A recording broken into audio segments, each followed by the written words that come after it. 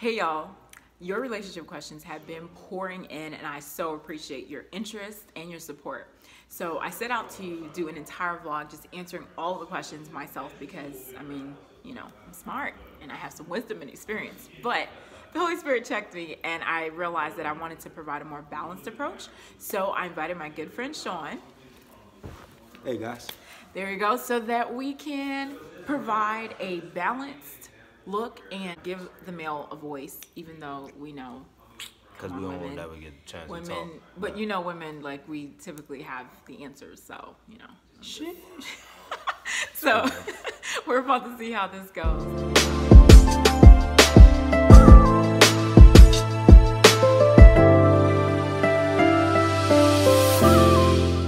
So y'all, we're gonna start off with some of the questions that you guys have sent. We've added a couple of our own. And just to give you an idea of the format, we are going to be really raw, real. You see how he's looking at me right now, but we're gonna be raw, real, and ladies, I will represent for you.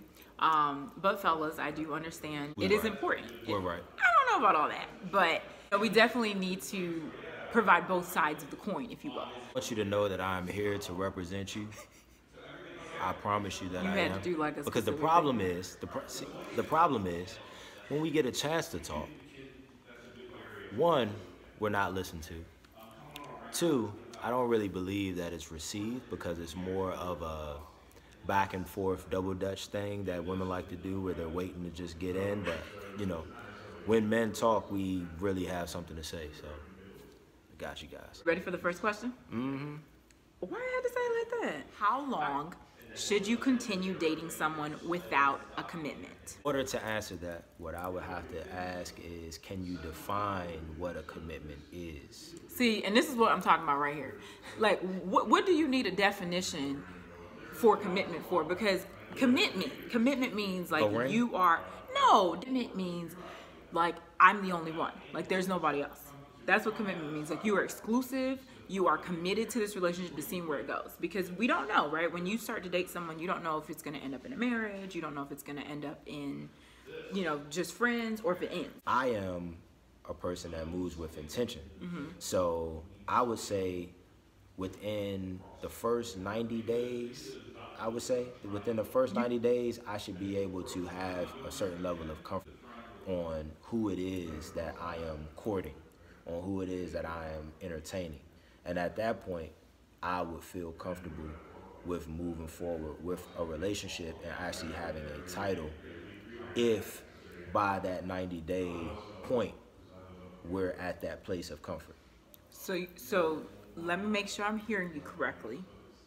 You are saying that you feel that you need to wait 3 months dating someone just exclusively before you tell them, you know what, like, let's make this serious. Like now you're my girlfriend. So in those 90 days, what is she to you? Just a friend? In those 90 days, you're getting to know each other. I truly don't believe that you still really know the person per se, but you have a certain level of comfort. Just like when you obtain a career, there is a grace period that you go through where, you kind of putting on your best face, right? So making sure you say good morning to everybody. When you have your bad days, you're putting a mask on because you don't want to get fired and you're the new girl, right? But then when you get comfortable, you start leaving work a little bit earlier, right? I understand what you're saying. You take lunch breaks and then you go shopping, but then you go to the movies. And then look, he is not speaking about me specifically. I'm just being real in reference to relationships. But I hear what you're saying, presenting the woman's perspective. So I do hear those are very valid points. You're right. I know. They are. Really? So issue that comes up with that, however, is just that gray space of where you don't know where you fall. If I'm just your friend and we are getting to know each other, then I can also be open to getting to know other people. Without a doubt. And right? I think that any, so again, to preference the conversation, we're talking about Christian men and women. Totally. That have an intentional relationship with God.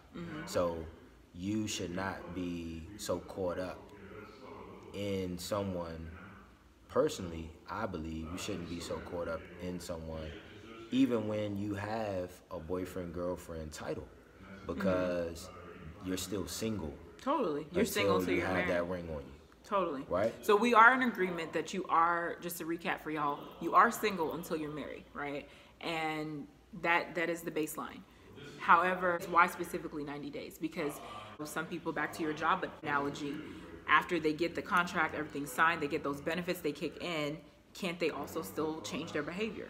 So to Without me, a doubt. So I guess what I feel like, I'm someone who doesn't like to waste my time, and I just feel for me to kind of hang around someone at this age and stage in the game for 3 months at a time and just try to figure out, is this going anywhere and is this serious? Me personally, my time frame to answer that question is a month. I give people a month, and that's long for me, but that's me. And that's usually not from can I marry this person? But what do you know about a person in 1 month? I think it depends on how you spend time with them, right? So if you've only got, like, if you're not able, because the older you get, the ability to see them more often because of work schedules, other commitments, definitely diminishes. So I do agree with that. And we're at an age where people have children. We're at an age where people may have entrepreneurial effort outside of the career that they have. So if you think in reference to a month, how much time are you spending with that person without them having their makeup on? I think a lot of that time that's not able to be spent in person is then kind of complemented with phone conversations, like really long, intensive, deep, foundational talks that are answering a lot of those key questions that kind of help you decide, okay, is this someone I want to move forward with or not?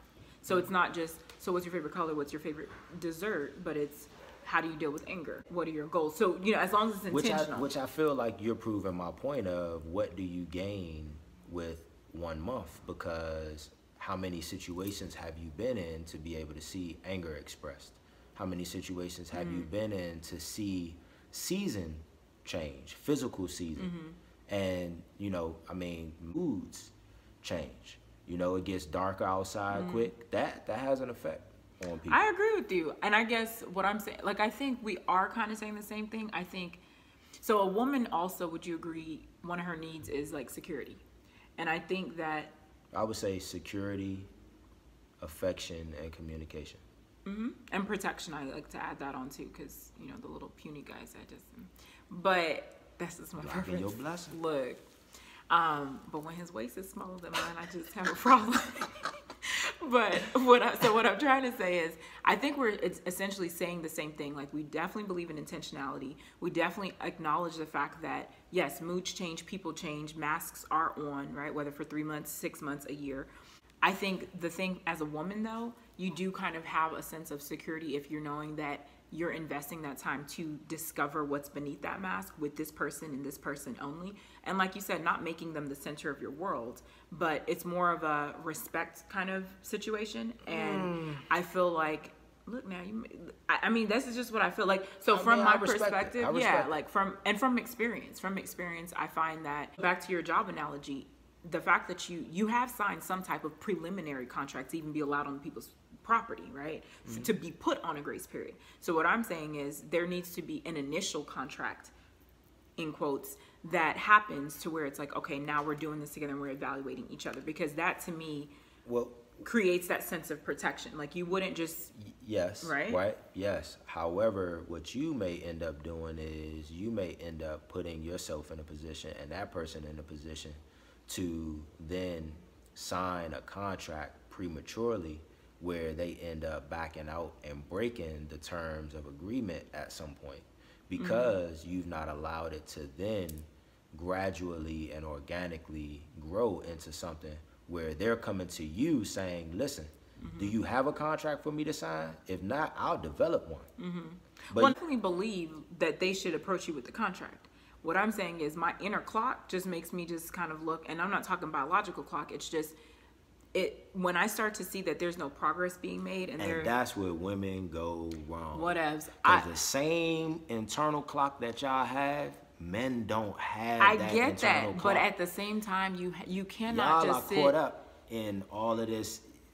This ideal of, I grew up and I thought about my wedding, and we're not even going there. We're not even going there. And we're gonna have all these bridesmaids. See, we're not even going there. We don't think about look, and I agree with him. I don't none of that. And that's not what we're not talking about marriage. What I'm saying is, commitment to me equals some level of understanding and safety. To your point, women love and trust differently, right? So in order for you to get to those foundational core beliefs that you're trying to discover about her, she needs to feel safe. So there has to be a safe environment that's created. And that safety is not created when there is no type of buffer or there's no zone that says, hey, in this space right here, this is what we're going to do. We're going to be able to kind of open up and do that. And so that's what I'm saying. I'm not saying you have to automatically decide, is this my husband? If you're doing that, you're premature. But to understand that, hey, are we both speaking the same language? Are we both trying to evaluate if this is something that's headed towards a destination in marriage, that kind of thing? And I think that's something that I believe that you can truly identify within your first few conversations with that guy. Exactly. But then it doesn't necessarily mean that they're only having that conversation with you. Hence why the commitment comes up. And then that I like comes how you just to what? Honesty and transparency, and being transparent over being honest, because honesty still requires or may require some form of a question being asked, whereas transparency is freely given. So you have to identify what is true and what is most important to you. And for myself, I don't have enough time to play around with asking too many questions and trying to figure out and decipher one thing from another. I much more appreciate information being freely given, and then I can make my decision. So you don't ask the questions at all? Oh no, I ask questions, but I'm saying you can identify a person by you first understanding yourself and what you need. You understand what you need, you understand what makes you feel comfortable, and then you resonate and vibrate on that frequency. And when you do, you can find somebody that is tuned into that same station. And if they're not, then that's an easy, which is understood. And that's typically what I do. So that's what I'm saying. That month time zone, that's what I do in that month. So I'm checking the frequency. Are we on the same page? Are we speaking the same language? I'm not saying, are you my future baby daddy? I'm saying, are we going to continue down this path of discovery, of introducing one another to another level of intimacy and understanding? So that's what I'm saying. And that will unfold through transparency, because you will also be able to understand whether this guy's entertaining somebody else, how he feels about those other people, how he feels about you, whether he plans on stopping. No, and that's cool. But okay, I won't even say most guys, because I saw I was whatever. I caught myself, but I think it makes it very clear, because we're all coming from different backgrounds. Everyone, especially at this point, we're in our 30s. They have baggage. They've been hurt before. They've been rejected. And maybe they found that pattern happen before, to where they thought it was going somewhere. They didn't ask the question. There was no commitment. And then, so I've been in a situation, I'll put my business out there a little bit. So I've been in a situation where I thought we were speaking the same language. He was speaking the same language, and he was a great guy and all those great things. But he was really dragging his feet on the, do I want to make this serious or not? And so I called him to it, because I said, you want, certain girlfriend privileges, but you haven't given me any type of commitment to that. And what ended up happening is what I thought would happen, which is when he kind of backed out all the way. What I've noticed, that in my experience at least, is they're scared of saying that commitment and asking you formally, will you be my girlfriend? Not because so much that they're scared of commitment, but with that commitment comes responsibility. And so if they've made you their girlfriend, then yeah, they're going to have to act different a little bit. Your expectation goes up. They're going to have to meet it somehow. And so what I've noticed with that, it's usually easy to kind of stay in that gray area for as long as they possible, because without formally asking you to be their girl, then there's no breakup. There's no, okay, this isn't working. It's just kind of like, well. So in my experience, what I would say is that right there typically indicates that a relationship has not blossomed the way that it probably should have in the friendship zone. Totally. Because as myself dating somebody, if we are truly friends and I can feel it and I can see it and it's ever present in our relationship, I feel way more comfortable in moving forward with certain commitments, and I actually initiate those commitments. On top of that, I look at that person as my friend, so I don't want to hurt my friend.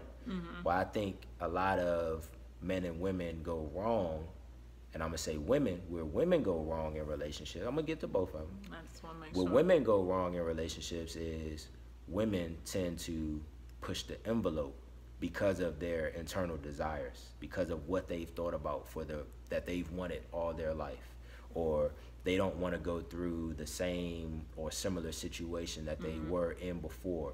So being territorial comes in, and needing titles, and needing an understanding, and needing where we could just be focusing on truly being friends, and everything that you want and need and desire will be provided tenfold if women would just chill out a little bit. Man go wrong is we're not comfortable enough in ourselves, and then we go along and being pulled in that tide. We agree to things, and it doesn't necessarily mean that we don't necessarily feel that way, but we haven't truly solidified where we should be at the time when we could have gotten there, but we just go along with the ultimatums, I'm gonna just say, for lack of a better word, I hear ultimatums that are being made. All I'm asking, and I believe this one question that we have gotten to so far is just, are we in this together? That's all. Like, are we in this together? We don't know where it's going. I mean, the ideal would be marriage, right? But we're still getting to know each other. We're still figuring things out. We're still exposing different things. And so all I want to know is, are we headed to the same destination? Are we in this together? And I think that's where the security, the safety, and all of that comes from. It's not so much make a decision right now, sign on the dotted line, but it's more so, are we equally going to invest our time in this? Because if not... So when your heart and when your mind run parallel, that is when you know that you should move forward with making not only relationship decisions, but decisions in life. So if they are ever perpendicular and they're crossing each other, that's typically a sign that there's something that is missing that needs to be diagnosed and potentially treated. It may not need to be amputated. It may just need to be treated. I like what you just said about amputated, because I cut it off very quickly. But to your point, that does come from history, right? So if you have a history of being hurt, you have a history of rejection, you have a history of just jokers, just wasting your time. And you gonna miss your small, skinny waist man that's gonna love you to the end of the day. Look. Pray for me, y'all. I'm working on that. But I did like what you said about that. That does make sense. If you have more questions, more comments, because I know you will have comments, definitely let them be read below. And yeah, maybe we'll do this again depending on how you guys respond to this. Cool beans. Bye, y'all.